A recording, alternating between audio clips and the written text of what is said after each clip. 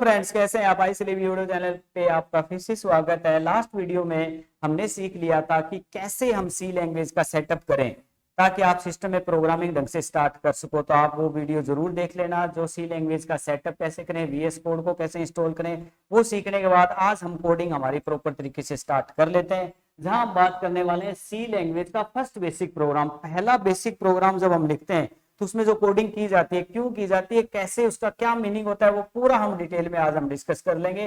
पहला प्रोग्राम अगर आपको समझ में आ जाता है तो आधी प्रॉब्लम सोल्व हो ही जाती है, क्योंकि इसके बाद सारे प्रोग्राम उसी पे डिपेंडेंट रहते हैं। तो टाइम वेस्ट ना करते हुए हम फर्स्ट बेसिक प्रोग्राम को डिस्कस कर लेते हैं। यहाँ देखिए, फर्स्ट बेसिक प्रोग्राम जब सी लैंग्वेज में लिखा जाता है तो यहाँ पहले तो लिखी जाती है हेडर फाइल्स, ठीक है, और फिर इसका मेन ब्लॉक होता है और फिर हम इसमें स्टेटमेंट लिखते हैं। तो इस ब्लॉक में सारी स्टेटमेंट लिखी जाती है। इस बात को समझने के लिए हम व्हाइट बोर्ड की तरफ मूव करते हैं।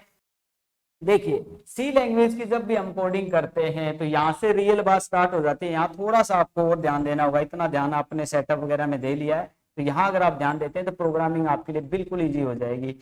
It is our first basic program of C language. Okay, इस पे सारे कोड जितने भी हम लास्ट तक पढ़ने वाले हैं, प्रोग्रामिंग लास्ट तक जो चलेगी उसी कोड के ऊपर डिपेंडेंट रहेगी। तो यहाँ थोड़ा सा आप ध्यान रखेंगे। देखिए, जब आप प्रोग्रामिंग करते हैं तो एक आपके पास दो एरिया होते हैं। एक तो होता है कोडिंग एरिया, जहां आप कोड करते हैं, ठीक है, कोडिंग, और दूसरी तरफ होती है आउटपुट। भी उस कोडिंग की आउटपुट क्या होगी।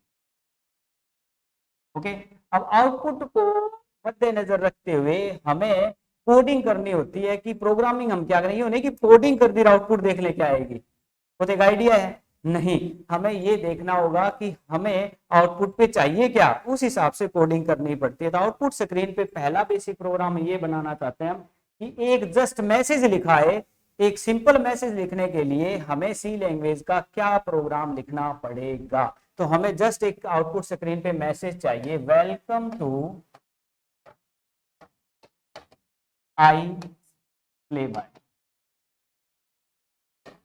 अब ये अपने YouTube चैनल का नाम है, इसको आप लाइक, शेयर और सब्सक्राइब कर दीजिए और कमेंट जरूर करें, आप पता चले कि आप इस चीज को काफी अच्छे से देख रहे हैं। तो वेलकम टू आई प्ले भी ये मैसेज आउटपुट स्क्रीन पे मुझे देखना है, तो सी लैंग्वेज में क्या क्या कोड लिखना पड़ेगा। ओके, तो नंबर 1, सबसे पहले जो ये कोडिंग एरिया होता है जहां हम प्रोग्रामिंग करते हैं, तो इसमें हमें, वैसे तो कोडिंग जितनी भी लिखी जाती है यहाँ सीक्वेंस होते हैं, तो इसमें सबसे पहला जो है हमारा वो है वॉइड मेन। एक होता है मेन ब्लॉक,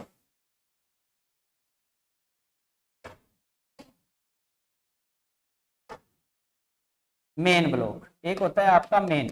वॉइड मत लिखना, एक बार समझाएंगे अभी आपको पूरा। ये होता है मेन ब्लॉक, ये ब्रैकेट स्टार्ट और ब्रैकेट बंद, ये होता है मेन ब्लॉक, ठीक है। अब मेन ब्लॉक वो ब्लॉक होता है जिसको सी लैंग्वेज का कंपाइलर आइडेंटिफाई करता है कोडिंग एरिया। कोडिंग एरिया के अंदर हम ऊपर भी कोडिंग लिखेंगे, नीचे भी लिखेंगे, बीच में भी लिखेंगे।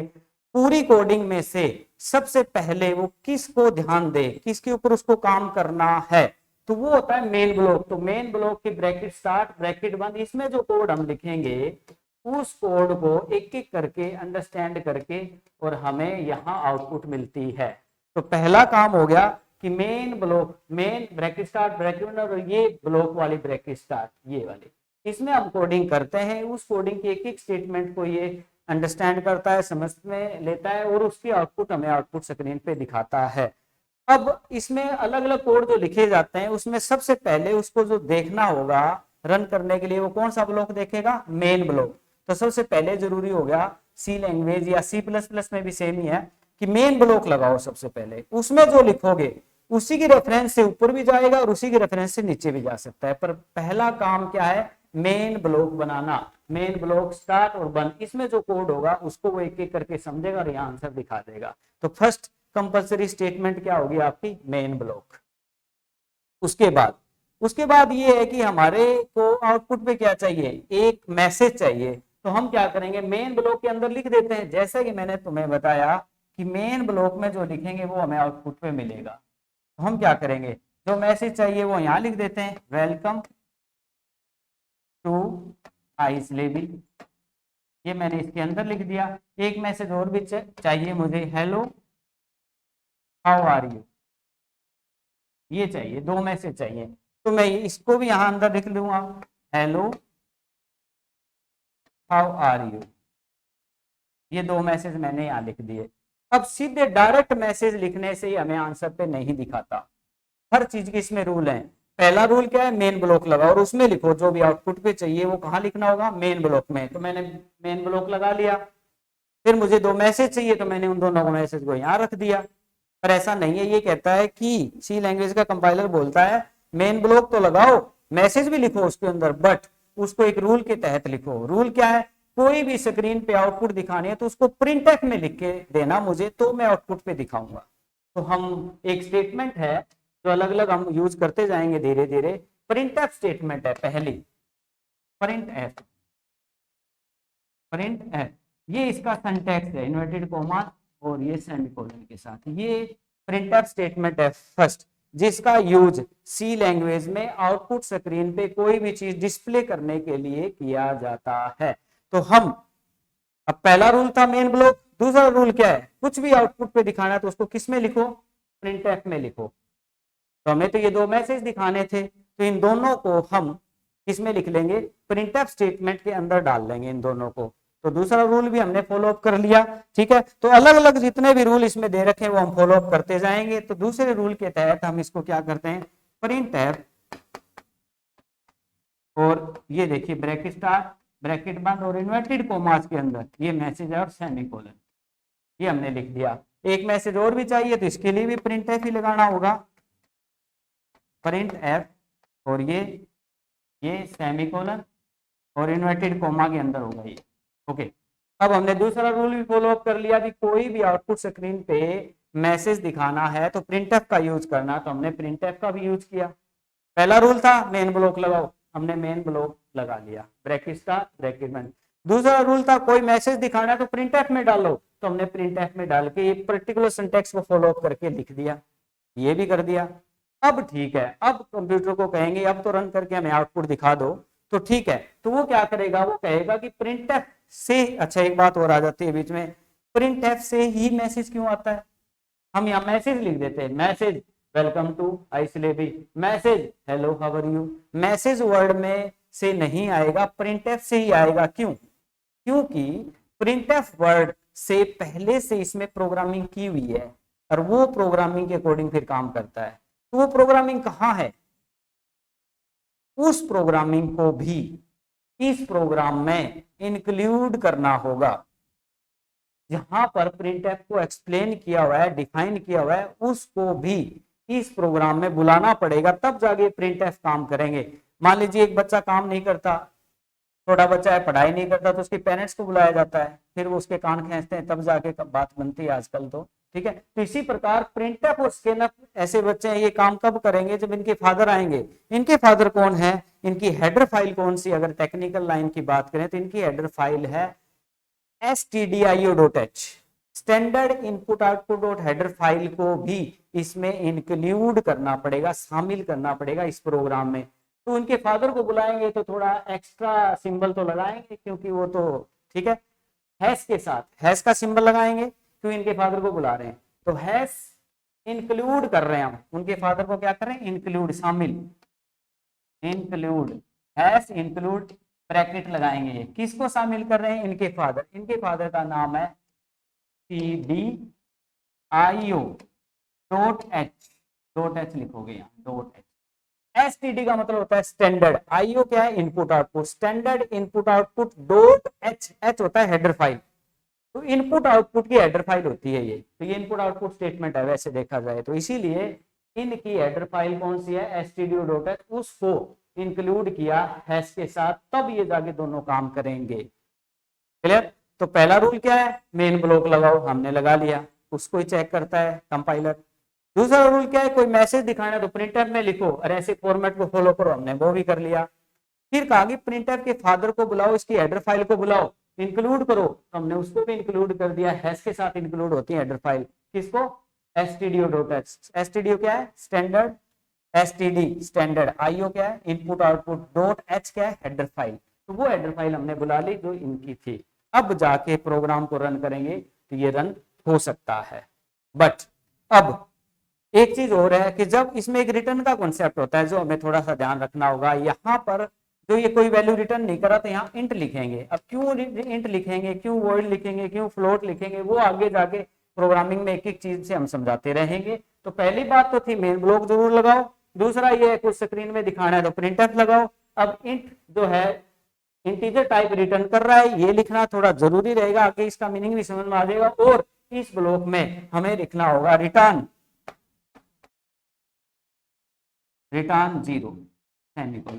तो ये स्टेटमेंट एक तो इंट लगा लेना और एक रिटर्न जीरो, ठीक है, ये तीन स्टेटमेंट इसके अंदर डाल दी। ये मैसेज दिखाएगा, ये मैसेज दिखाएगा रिटर्न, इसका इंटीजर लिया तो ये दिखाएगा। तो ये कोड अगर हम करते हैं तो हमारा प्रोग्राम रन हो जाएगा, क्योंकि ये इंटीजर टाइप वैल्यू है जीरो, तो रिटर्न जीरो हमें लिखना होगा, क्योंकि वैल्यू रिटर्न नहीं कर रहा है, ये जीरो कर रहा है, तो इसलिए ये लिखना पड़ता है। क्यों, आगे चेंज भी करेंगे हम, इंटीजर फ्लोट भी करेंगे, वॉइड भी करेंगे, बिना रिटर्न का भी होगा। पर एक बार समझने के लिए आप मेन ब्लॉक लगाओगे और प्रिंटफ यूज करोगे तो हेडर फाइल लगाओगे, और इसका रिटर्न टाइप इंट लिया है तो रिटर्न जीरो लिखोगे, ये जरूरी है। अब इसको हम कोड की तरफ चलते हैं, इसको रन करके दिखाते हैं। अब वहां हमने एक एक चीज समझी कि किस प्रकार से हमें मेन ब्लॉक बनाना होता है, उसमें प्रिंटफ स्टेटमेंट क्या होती है। अब यहाँ हम प्रॉपर तरीके से पीपीटी में आपको बता देते हैं। देखिए हमने पढ़ा सबसे पहले ये हेडर फाइल होती है, अब थोड़ा टेक्निकल पढ़ते हैं। Include stdio.h standard input output header file जो है वो किसी भी स्टेटमेंट को अगर हम मेन ब्लॉक में यूज करते हैं तो उनसे रिलेटेड हेडर फाइल्स को यहाँ इंक्लूड करते रहेंगे। यहाँ बहुत सारी हेडर फाइल्स आ सकती हैं, इंक्लूड conio.h, stdio.h और math.h, पता नहीं कितनी आएंगे, वो डिपेंड करेगा जितनी लाइब्रेरीज हम करते जाएंगे। तो यहाँ हेडर फाइल्स होती हैं, ये हमारा मेन ब्लॉक है, और ये रिटर्न टाइप देना होता है। यहाँ पर सारा वर्किंग होती है हमारी। तो यहाँ हमने प्रिंटफ स्टेटमेंट का यूज किया है ताकि मैसेज को आउटपुट स्क्रीन पे डिस्प्ले करने के लिए। तो सबसे पहले हम बता दें, आपको दोबारा थोड़ा रिपीट करता हूँ, ये आपका मेन ब्लॉक होगा सी लैंग्वेज का, और यहाँ हेडर फाइल्स होंगी, और मेन ब्लॉक लगाने के बाद यहाँ प्रिंटफ स्टेटमेंट आउटपुट स्क्रीन पे मैसेज दिखाने के लिए जो कि इन्वर्टेड कॉमा में और सेमीकोलन से स्टेटमेंट को एंड किया जाएगा। प्रिंटफ वेलकम टू इसलिए भी लिख दिया, और रिटर्न जीरो, जो कि इंटीजर लिया है तो रिटर्न जीरो लिखना पड़ता है। ओके, ये एक फिक्स कोड समझ लो आप इसको भी, ये मेन ब्लॉक बनाना जरूरी होता है। ओके, और उस मेन ब्लॉक के अंदर जो कोडिंग होती है रिटर्न जीरो करना होता है, मेन इंटीजर लेना पड़ता है। क्यों, वो चेंज भी कर सकते हैं, आगे हम जैसे जैसे कोडिंग सीखेंगे हम चेंज भी करेंगे। ओके, यहाँ कितनी भी स्टेटमेंट आप यूज कर सकते हो, प्रिंट ऑफ वेलकम टू आईसीलेबी, print of welcome to the computer diary, print of hello how are you, कितनी भी स्टेटमेंट आप यहाँ यूज कर सकते हो। वो सारी चीजें हम एक बार कोडिंग की तरफ मूव करके ये सारी चीजें और कुछ और एग्जांपल आपको करके दिखाते हैं। तो मूव करते हैं हमारा कोडिंग की तरफ। यहाँ हमने आपको सिखाया था, लास्ट वीडियो में भी आपको बता दिया था इंस्टॉलेशन के दौरान भी यहाँ कोडिंग कैसे करेंगे। तो यहाँ देख लीजिए, हमने एक लैब नाम का फोल्डर डेस्कटॉप पे बना रखा है, ठीक है, डेस्कटॉप पे लैब नाम का फोल्डर बना रखा है, उसको यहाँ ओपन किया हुआ है, उसमें हम सारे प्रोग्राम सेव कर रहे हैं। तो यहाँ हमारा जो प्रोग्राम है hello.c, तो hello.c का कोड का ये कोडिंग एरिया हमारा खुला हुआ है। अब यहाँ हम कोडिंग स्टार्ट कर लेते हैं। सबसे पहले हम यहाँ पर मेन ब्लॉक बनाएंगे, मेन यस ब्रैकेट्स और एंटर प्रेस करके इसका ब्लॉक तैयार करेंगे, एंटर। इस ब्लॉक के अंदर एंटर प्रेस करेंगे, थोड़ा बड़ा साइज का ब्लॉक बना, इस ब्लॉक के अंदर हम सारी कोडिंग करनी होती है। अब यहाँ अब एक्स्ट्रा चीजें कितनी ऐड होंगी वो डिपेंड करेगा आप चाहते क्या हो। अब मुझे मान लो आउटपुट स्क्रीन पे एक मैसेज चाहिए, तो यहाँ एक मैसेज लिख देता हूँ simple, welcome to, print direct लिखेंगे वेलकम टू आईसीलेबी। ये हमने एक मैसेज जो है वो लिख दिया। बट पहला रूल क्या है सी लैंग्वेज का, मेन ब्लॉक लगाना, तो हमने ब्लॉक स्टार्ट किया, ब्लॉक बंद और मेन लगा दिया। ओके, दूसरा क्या है कि कोई भी स्क्रीन पे डिस्प्ले करना हो तो हमें उसको ब्लॉक के अंदर लिखना है, लिख दिया, बट उसको किस में लिखना है, प्रिंट एफ में। तो इसको प्रिंट एफ में लिखेंगे, प्रिंट एफ यस, और यहाँ इन्वर्टेड कोमा, जो मैसेज है वो इन्वर्टेड कोमा में लेना होगा। सी लैंग्वेज हमारी केस सेंसिटिव लैंग्वेज रहेगी। केस सेंसिटिव का मतलब अपर केस और लोअर केस का रहता है, जो लोअर केस में डाटा वो लोअर में लिखना होगा आपको, सारा लोअर केस में चलेगी कोडिंग। अब मेन ब्लॉक हो गया हमारा, इसमें सारी कोडिंग होती है सी लैंग्वेज की, और इसमें मैसेज दिखाने के लिए हमने प्रिंटफ यूज करते हैं, तो प्रिंटफ आईसीलेबी हमने लिख दिया। बट प्रिंटफ यूज किया है तो आपको इसकी हेडर फाइल भी इन्वॉल्व करनी होगी जिसमें प्रिंटफ एक्सप्लेन्ड है, तो उसको करने के लिए हम मेन ब्लॉक से ऊपर करते होते हैं। यस, मेन ब्लॉक से पहले हम क्या करेंगे, एंटर हैश हैश फंक्शन का यूज होगा, हैश सिंबल का। इंक्लूड हम शामिल कर रहे हैं, yes, stdio standard input output dot H header file. ये हेडर फाइल हमने इसलिए यूज की है इस प्रोग्राम में क्योंकि हम प्रिंटफ का यूज कर रहे हैं, तो ऐसे हेडर फाइल यूज की जाती है। तो हैश इंक्लूड शामिल किया किसको, प्रिंटफ की हेडर फाइल, ताकि प्रिंटफ मेन ब्लॉक में काम करे। कौन सी, stdio.h। अब हमारा जो ये बेसिक प्रोग्राम वैसे बन चुका है, मेन ब्लॉक बन चुका है, मैसेज दिखाने के लिए प्रिंटफ बन चुका है। प्रिंटफ की हेडर फाइल हमने कौन सी इंक्लूड कर लिया, stdio। ऐसे हम यहाँ बहुत सारी फाइलें इंक्लूड करते रहेंगे, डिपेंड रहेगा कि आप क्या क्या इसमें यूज करते हो। ओके, अब दूसरी बात ये है कि ये, अब एक चीज और थोड़ा ध्यान रखना है, अब मेन जो है इसका रिटर्न टाइप इंटीजर दिखाएंगे, इंट। ओके, और यहाँ पर एंटर प्रेस करेंगे और नीचे एंटर प्रेस करेंगे, ब्लॉक थोड़ा बड़ा कर लेते हैं, रिटर्न 0 सेमीकोलन। अब ये स्टेटमेंट और ये आपको एवरी टाइम यूज करनी है। हम क्यों कर रहे हैं उसका आगे जैसे जैसे कोडिंग सीखेंगे एक एक बात हम बताते रहेंगे। तो फर्स्ट बेसिक स्ट्रक्चर जो प्रोग्राम का यही रहेगा, रिटर्न टाइप इंट लिया है तो यहाँ रिटर्न 0 करने वाले हैं, ये आपको ध्यान रखना। बाकी सारी कोडिंग यहाँ चले। एक मैसेज और दिखाना है, एंटर प्रेस करो और यहाँ प्रिंट है हेलो हाउ आर यू, हम लिख देते हैं हेलो हाउ आर यू। इस प्रकार मेन ब्लॉक में सारी कोडिंग चलती रहेगी। प्रिंटफ के लिए सिर्फ हेडर फाइल को एक बार इंक्लूड करना है और ये आपको इंट है जो मेन है, इसका रिटर्न टाइप इंट लिखना है और रिटर्न 0 लिखना है। अब ये कोड करने के बाद आप क्या करेंगे, इसको रन करेंगे। यहाँ ये एरो सिंबल पे क्लिक करके कोड रन पे क्लिक कर देंगे तो यहाँ देखिए हमारा आ गया वेलकम टू आइसलेबी हेलो हाउ आर यू। ये पहले वाला रन आ गया, ये दूसरे वाला वेलकम टू आइसलेबी हेलो हाउ आर यू, ये मैसेज हमारा आ चुका है। ओके, तो इस प्रकार से हम इसके अंदर वर्किंग कर सकते हैं। ये फर्स्ट बेसिक प्रोग्राम रहेगा। अब इसमें एक चीज और बता दें, अब जो प्रिंटफ स्टेटमेंट हमने यूज की है इसमें कुछ एट्रीब्यूट भी यूज किए जाते हैं, जैसे /n और /t। /n होता है नेक्स्ट लाइन के लिए, /t होता है टैब के लिए। कैसे, अब जैसे देखिए वेलकम टू आइसलेबी है तो यहाँ आप क्या कर सकते हो, /t लगा दीजिए, /t एक और लगा दीजिए, /t वन मोर। ओके, और इसके बाद यहाँ इसमें लगा दीजिए आप /n। अब इसका मतलब क्या है देखिए, तो 3 टैब छोड़ के तो आएगा वेलकम टू आइसलेबी और नेक्स्ट लाइन में आएगा हेलो हाउ आर यू। कैसे, एक बार हम रन करके आपको दिखा देते हैं। यहाँ देखिए, ये देखिए वेलकम टू आइसलेबी जो आया है आपका 1 2 3 टैब आगे छोड़ दिए, ये फॉर्मेटिंग के लिए होता है। तो मतलब जो स्पेस यूज कर रहे हैं हम, आगे जो स्पेस छोड़ना है /t लगा दिए 3, तो 3 जगह छोड़ दी, ये आ गया। और नेक्स्ट लाइन आने से पहले हेलो और आने से पहले /n लगाया है जो नेक्स्ट लाइन को डिनोट करता है, तो ये नेक्स्ट लाइन में आ गया। कैसे, हम कोडिंग में दोबारा मूव करते हैं।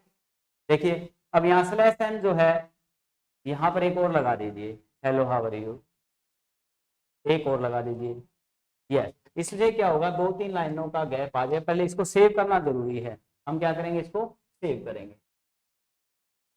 कंट्रोल एस से सेव कर देंगे आप इसको।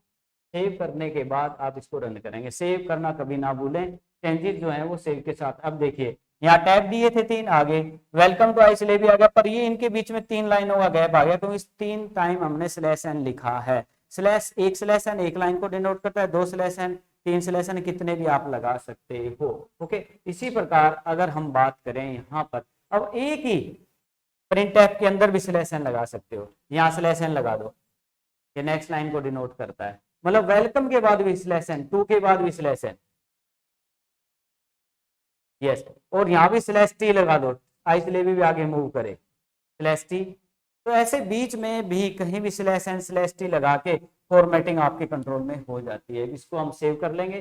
सेव करने के बाद अब इसको हम क्या करेंगे, रन करेंगे।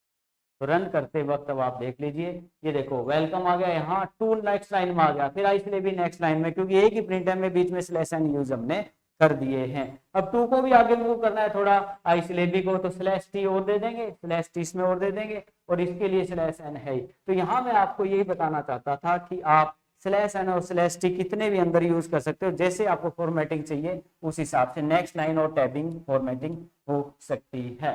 जैसे एक आपको कैलकुलेटेड प्रोग्राम और बनाए दिखाते हैं, इसको सारे उतार दीजिए, एडिशन का प्रोग्राम बना के दिखाते हैं आपको, ताकि फर्स्ट बेसिक प्रोग्राम आपके अच्छे से रन हो पाए। अब यहाँ हम क्या करते हैं, पहले ले लेते हैं इंटीजर, इंट ये होते हैं वेरिएबल्स, इंटीजर, जिनके अंदर हम डाटा स्टोर करेंगे। Integer a, b, c। ये हम सिंपल बेसिक प्रोग्राम सिखा रहे हैं आपको। a की वैल्यू हम ले लेंगे, a equal 786 semicolon b। Semicolon her line को एंडिंग को डिनोट करता है, इसका भी 786 एंटर। अब सी में हम करेंगे दोनों का जोड़, a प्लस बी। यस, अब हमारे पास देखिए a की वैल्यू कितनी है 786, b की कितनी, अब दो नंबरों को जोड़ना था a और b को, तो टोटल कितने लेने पड़े, तीन इंटीजर ले लिए हमने, a b c ले लिए। a में वैल्यू डाल दी, b में डाल दी, c में एडिशन कर दिया। अब c को आउटपुट स्क्रीन पे दिखाना है।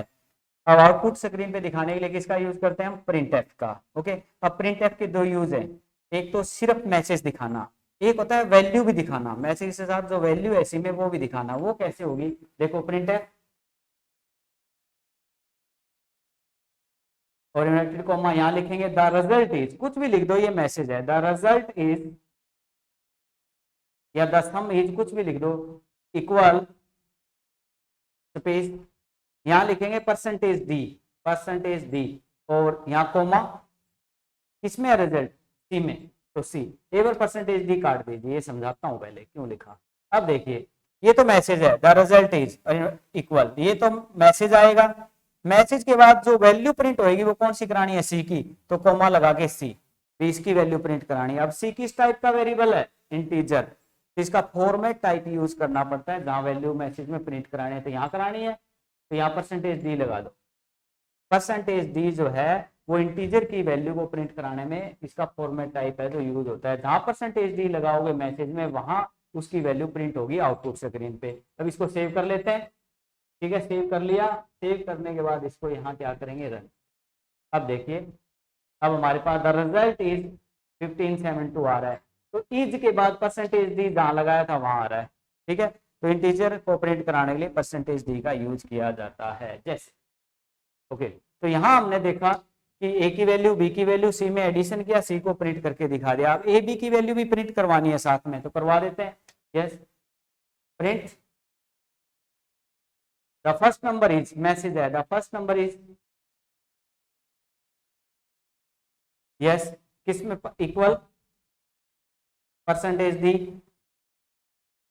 कोमा ए में है ना, तो द फर्स्ट नंबर इज, ये मैसेज आएगा, परसेंटेज डी इंटीजर है इसलिए ए की वैल्यू प्रिंट करवा देगा। फिर प्रिंट एफ, यस,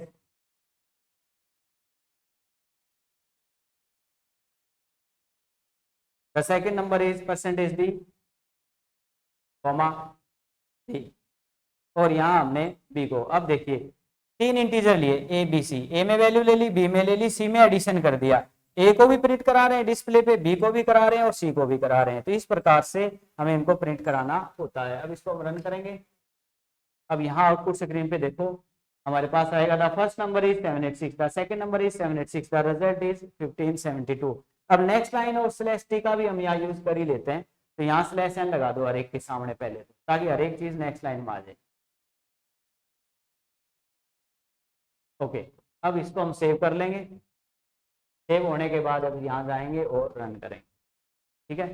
अब हमारे पास आ रहा है द फर्स्ट नंबर इज, ये देखो नेक्स्ट लाइन में second number is, the result is. इस प्रकार से आप बेसिक प्रोग्राम जो है बना सकते हैं। तो मूव करते हैं हमारे पीपीटी की तरफ। तो हमने आज क्या सीखा कि पहला बेसिक प्रोग्राम सी लैंग्वेज में कैसे बनेगा, हर एक का मीनिंग क्या है। इस प्रकार से हमारी ये सीरीज चलती रहेगी, और नेक्स्ट टॉपिक हम control structure in C language, जिसमें सीक्वेंसर, सिलेक्शन और लूपिंग, मतलब if else, nested if else, for, while, do while, उनके ऊपर लेके आएंगे। थैंक यू वेरी मच, आपको टॉपिक समझ में आया होगा। जय हिंद, जय भारत।